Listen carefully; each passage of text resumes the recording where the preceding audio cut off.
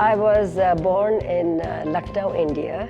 My father was a high school math teacher, so we placed a lot of emphasis on education. I had some amazing teachers. They were all very encouraging to me because in engineering, there were very few women during that time. I was only 4 out of 300 men, and they made me feel very comfortable at home, always encouraged me to do my best. In '81, she got a scholarship to come to USA. I was already a professor at Kansas State.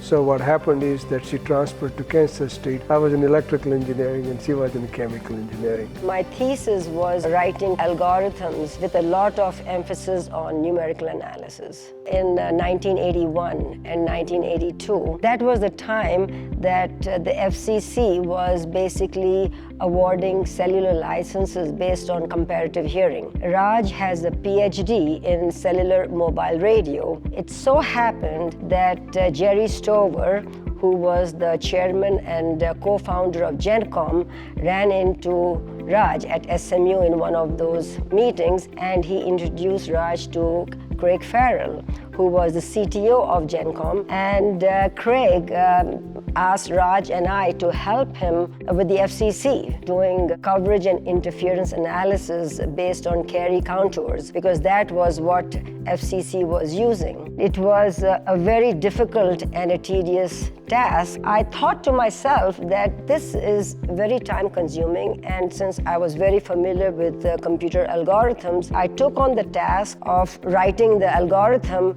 and automating the whole process. And that made everybody very happy. They would ask me, what if I change the ERP from 100 watts to 200 watts? And within minutes, I would give them the answers. Seems like normal now, right? But back then it wasn't. When you were designing cellular systems, you were basically doing everything on paper and manually. And you would essentially just draw circles on a map and think, well, that's how the interference is going to work. It was a good collaboration. What we would do is we come up with concepts and ideas together, and then she will develop the algorithms based on that.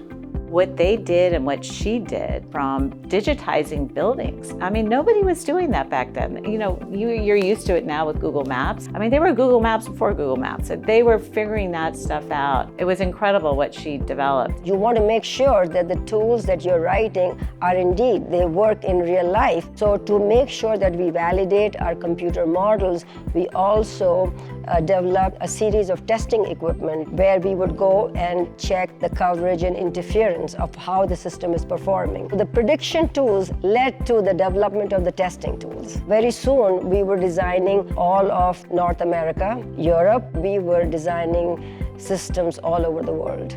We've enjoyed watching Neera as she has moved through the various phases of her career and has put more and more emphasis on the charitable side, particularly women here and in other parts of the world. She's a pretty amazing figure in the way she is paid back for the opportunities that she had as a woman in a field that doesn't typically embrace women. She was my first female boss, first female entrepreneur, first female founder I ever worked for, and she was leaning in before leaning in became a term.